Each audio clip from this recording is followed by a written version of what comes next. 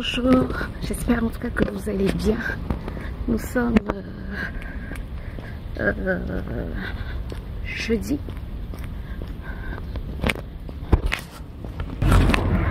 Donc je disais, nous sommes jeudi, il est 7h quelque chose. Et là je vais faire ma marche matinale. Ça me fait du bien de marcher et ça va me faire mon sport du matin en fait.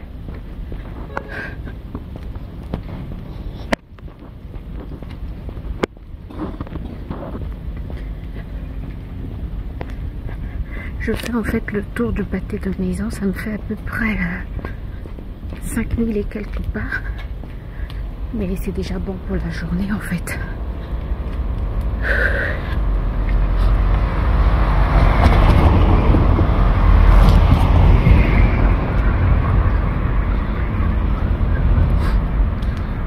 Et ça me permet de voir aussi l'extérieur parce que c'est pas tout le temps que je sors quand même.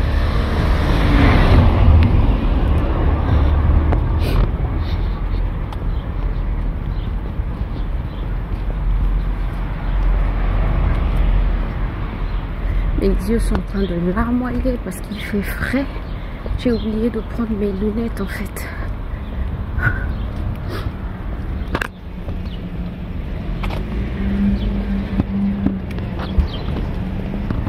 Bon, écoutez, moi je vais continuer à marcher et puis je vous reprends certainement tout à l'heure. Je fais une petite marche rapide et puis ça va me faire du bien.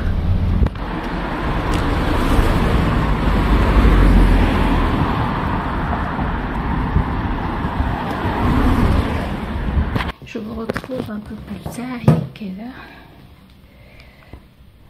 9h27. J'étais rentrée. J'ai fait 4000 pas. Tant mieux, ça m'a fait du bien. Et j'ai fait 4000 pas, 2,59 km en 35 minutes. Mais la première fois que j'avais fait ce tour-là, j'avais fait, je pense, 45 minutes ou 1 heure. Donc, ça va. Donc, maintenant, ça va. Maintenant, je marche un peu plus vite. Parce que j'ai fait moins de pas. Donc, je marche un peu plus vite. Et voilà. Et j'étais moins fatiguée aussi. Je suis en train de réfléchir. Est-ce que j'ai du montage à faire ce matin? J'ai faim si j'ai envie de manger. Est-ce que je mange maintenant? Ou je m'occupe d'abord des perruques de ma mère que j'avais nettoyées. Je pense que je vais d'abord m'occuper des perruques et après je pourrai manger. Hier, on a appris une terrible nouvelle. Ça, je pense que si vous êtes chrétien, vous aussi, ça vous a choqué si vous connaissiez cette dame-là. C'est la femme du pasteur Marcelo qui est décédée. Et c'est dur. C'est dur de se rendre compte, en fait, que la vie ne tient qu'à un fil. En fait, chaque fois que tu perds quelqu'un que tu connais, c'est comme si ça nous rappelait, en fait, que nous sommes des passagers sur la terre. C'est comme si ça nous rappelait qu'un jour on partira. Et j'ai l'impression que quelques jours après, quand on est... C'est vrai qu'on ne s'habitue pas à cette nouvelle de la mort, mais quand des jours passent, en fait, c'est comme si on oubliait un peu qu'on était des pèlerins. Et après, on recommence encore à se faire du souci, on recommence encore avec les soucis de la vie, les problèmes de la vie, à s'inquiéter pour un rien, alors que le plus important, en fait, c'est la vie. Quand on a la vie, tant qu'il y a la vie, il y a de l'espoir. Mais dès lors que le souffle de vie t'est ôté, ben, il n'y a plus d'espoir. C'est à ce moment-là qu'on devrait, ben, on ne peut plus s'inquiéter de toutes les manières. Mais... en fait, c'est de notre vivant qu'il est important pour nous de préparer notre départ. Chaque jour, en fait, on doit être conscient que tout peut nous arriver, quoi. Tout peut nous arriver. La mort de cette dame m'a tellement choquée. Et elle n'était pas si âgée que ça, elle n'avait que 44 ans. Donc c'est ma promotion. C'est une pilule qui est difficile à avaler. C'est vraiment une pilule qui est difficile à avaler. Ça, c'est pour nous qui ne la connaissions pas, qui n'étions pas proches d'elle. Mais comment son mari en fait va survivre à ça? Comment ses enfants vont survivre à ça? Elle a laissé 4 enfants, le dernier a 3 ans, je sais pas, 3 ans ou 2 ans et demi. C'est une situation difficile à vivre. Et en fait, cette dame-là, quand tu la voyais, c'est ce qu'on se disait avec ma soeur, cette dame-là, quand tu la voyais, en fait, elle était tellement douce. Tu sais, dans la vie, en fait, je sais pas si vous aussi ça vous arrive, mais je sais pas. Moi, parfois, j'ai l'impression, en regardant certaines personnes, que tu te dis, mais celle-là, en fait, apparemment, elle n'a de problème avec personne, apparemment, elle n'a pas de problème. Cette dame-là, quand tu la voyais, elle dégageait la douceur, elle dégageait l'amour, elle dégageait une intimité avec Dieu. Et quand tu te rends compte que le souffle de vie lui a été ôté, alors tu te dis, qui suis-je? Tu te remets en question, quoi. Tu te dis, qui suis-je? Qui suis-je? Et à ce moment-là, tu te dis, ben, faisons attention, quoi. Faisons attention à avoir toujours... à être toujours pur, à avoir des habits blancs parce qu'on ne connaît pas le jour de notre départ. Et je me suis posé en fait la question, et si Dieu me prenait aujourd'hui, est-ce que je serais près de lui? Est-ce que dans mon cœur je ne retiens personne? La vérité c'est que je me suis rendu compte que je retenais encore des gens dans mon cœur.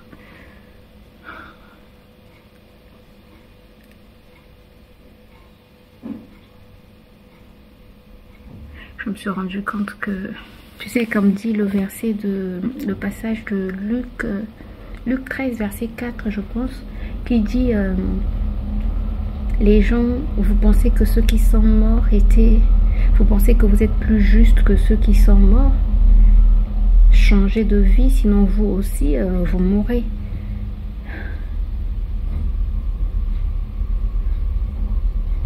Examinons-nous chaque fois que quelqu'un part. Examinons-nous, rappelons-nous que nous sommes des pèlerins. Rappelons-nous que tout ce que nous poursuivons sur cette terre n'est que poursuite devant, en fait. Avec qui allons-nous passer notre éternité? C'est ça, en fait, la véritable question à se poser. Avec qui allons-nous passer notre éternité? Avec Dieu ou avec le diable? Et tout se prépare de notre vivant. Pendant que nous sommes encore en vie, c'est maintenant que nous devons préparer notre départ. C'est pas après, c'est maintenant. Oh, Seigneur, ça me... Bref, depuis hier en fait, je suis allée marcher, je suis revenue et je devais sortir. Donc je me suis apprêtée pour sortir et c'est ma soeur qui nous appelle pour nous annoncer ce décès. Je n'ai plus eu la force de sortir. Je suis restée dans mon lit, je n'ai plus eu la force, quoi. Ce matin et la nuit en fait, j'ai dormi 2 heures, 3 heures. J'ai pas vraiment dormi.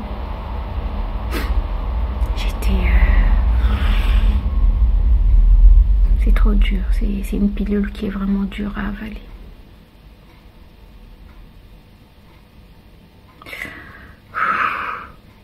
En tout cas, aimons-nous vivants. Pendant que nous sommes vivants, aimons-nous. Pendant que nous sommes vivants, pratiquons la parole. Pendant que nous sommes vivants, préparons notre éternité.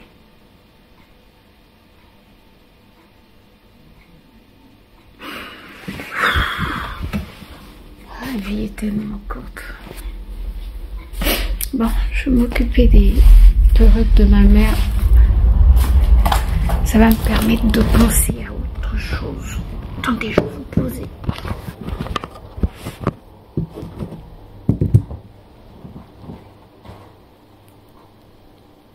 Vous voyez, j'avais mis des bigoudis là où les cheveux sont assez... Les cheveux, bah oui, les mèches sont assez longues. Il y a des endroits où les mèches sont très petites et c'était pas possible.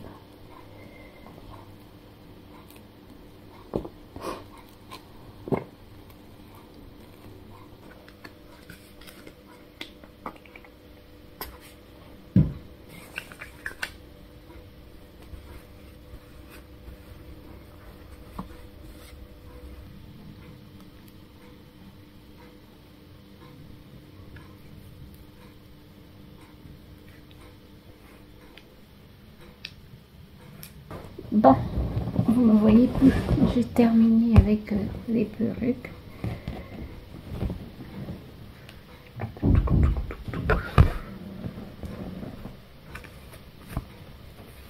Il est 10 heures, on va se faire un petit truc à manger.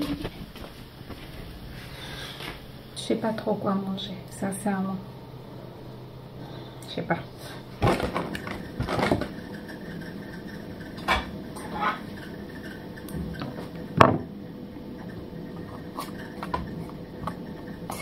Ces ongles-ci, c'est compliqué. La raison pour ouvrir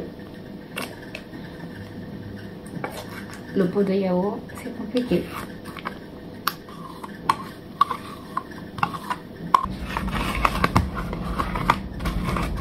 D'habitude, c'est vrai que je prends mon yaourt et cornflakes sans mon yaourt nature sans rajouter de sucre.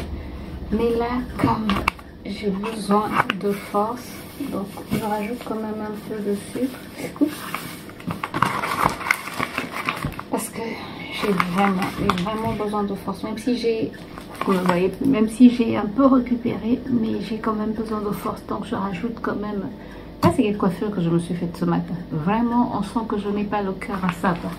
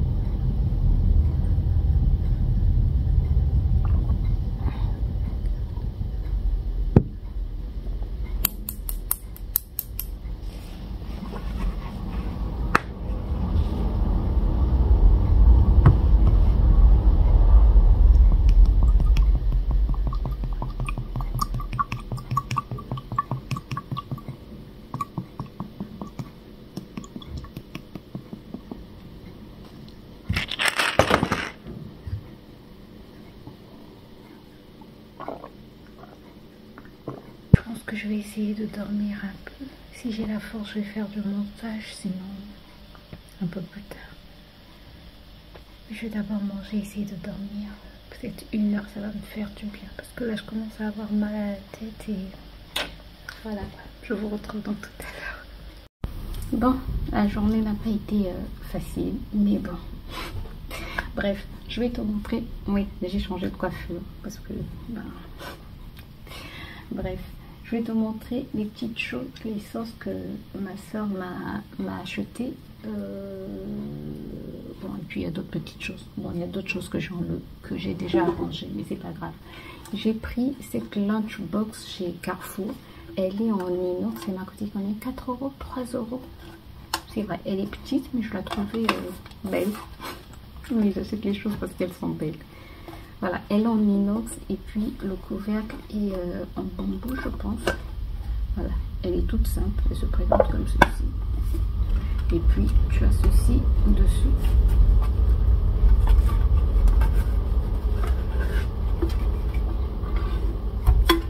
Il y avait aussi, j'allais prendre une lunchbox de Ruben, mais il n'y avait pas de prix. Elle était trop belle, trop belle.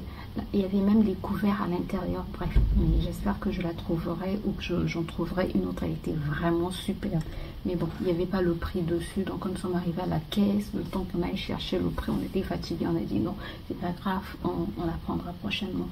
Ensuite, ma soeur a pris ses petites sandales pour Ruben.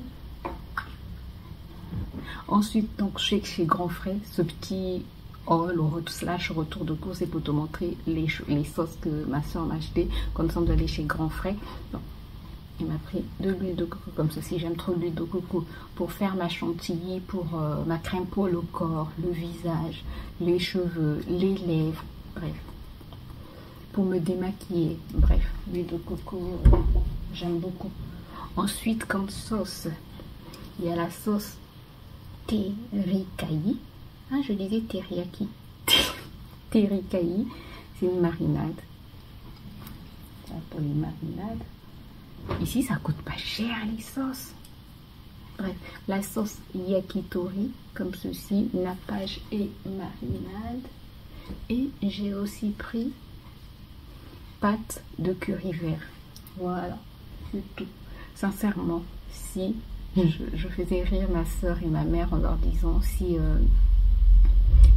on pouvait tout simplement me donner tout l'avion Air France, bah, j'allais acheter les choses en illimité. Et si on me donnait une carte bancaire illimitée, bah, sincèrement, j'achèterais beaucoup de choses. Mais bon, comme on est limité dans les bagages, ben, et puis il faut faire attention à mani. Bref, mais il y a tellement de choses que j'ai envie de ramener, tellement de choses qui coûtent moins cher. Quand tu compares, en fait, tu te dis, oh là, chez nous ça coûte cher. Mais bref, j'achète l'essentiel. Non, pas l'essentiel, c'est même pas le 10e de ce que je trouve essentiel. Mais bon, on achète ce qu'on peut. Bref, on ne pourra jamais tout acheter de toutes les manières. Donc j'achète ce que je peux et puis voilà. J'espère en tout cas que je n'aurai pas d'excédent. Je croise les doigts. Voilà. Écoutez, je vais vous laisser. La journée a été très compliquée. Mais on va s'en sortir. Dieu va nous soutenir. Parfois je me dis, si nous qui ne la connaissions pas, je parle de la femme du pasteur Marcelo qui est décédée, si nous qui ne la connaissions pas, nous sommes autant affectés, à plus forte raison, son mari, ses enfants, sa famille, ceux qui étaient proches d'elle. Cette femme en fait dégageait quelque chose qui est difficile à expliquer, mais quelque chose de divin, quelque chose de céleste, quelque chose de spirituel. Sans parler en fait, elle dégageait quelque chose. Il n'y a pas beaucoup de gens comme ça dans ce monde. Il n'y a pas beaucoup de gens qui influencent juste par leur personne. Je discutais avec ma mère et c'est ce que je lui disais en fait. Cette femme, elle n'avait pas besoin de parler pour impacter ta vie. Quand tu la voyais, elle t'inspirait la crainte de l'Éternel. Elle t'inspirait l'amour. Elle dégageait l'amour. Elle dégageait la douceur. Elle dégageait une intimité particulière avec Dieu. Et quand elle prenait le micro pour parler, je me rappelle d'un jour son mari, je ne sais pas si son mari ou elle, qui disait, non, un jour son mari lui a posé la question de savoir, mais c'est quoi en fait ton but dans la vie? Elle a répondu à son mari que son but dans la vie, c'était que lui soit grand. En fait, elle ne vivait pas pour elle. Aujourd'hui, tout le monde dit il faut vivre pour soi, il faut réaliser ses rêves, il faut... Tout le monde, surtout les femmes aujourd'hui, quand tu es femme au foyer, on te minimise.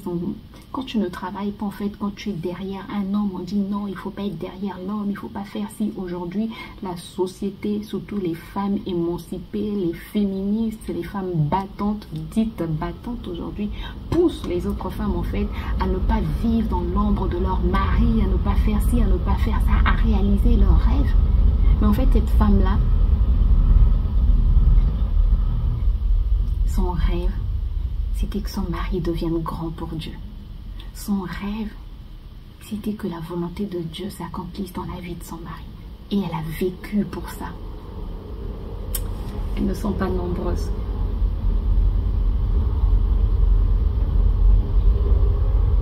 Elle ne s'occupait pas de ce que les gens allaient dire. Elle ne s'occupait pas de ce que les gens diraient. Non. Elle s'occupait de ce que Dieu pensait d'elle. Et elle a vécu pour rendre son mari grand. Et aujourd'hui, on est en train de l'honorer. C'est tellement une leçon de vie. Chacun de nous a sa mission sur la terre. Il y a des gens qui sont nés uniquement pour révéler d'autres. Mais même en révélant les autres, en fait, Dieu ne t'abandonne pas. Même en révélant les autres, Dieu va faire de toi quelqu'un de grand. La manière dont le corps du Christ est touché, la manière dont le corps du Christ a réagi, alors que ce n'était pas une femme qui faisait des croisades, alors qu'elle ne prêchait pas. Bon, parfois il arrivait qu'elle prenne la parole, mais c'était pas une femme qui était à l'avant, qui était à la tête de quelque chose, mais la manière dont sa mort, son décès a touché les gens. On se rend compte qu'influencer le monde, c'est pas forcément parler. Même par sa façon d'être, on peut influencer. Même quand tu es silencieux, même ta personne peut influencer les gens. Bref, que ça soit vraiment une leçon, chacun de nous. Qu'on ne cherche pas toujours à être à l'avant de quelque chose, qu'on ne cherche pas toujours à paraître, mais qu'on cherche réellement à accomplir la volonté de Dieu pour nous. C'est ce que Dieu attend de nous.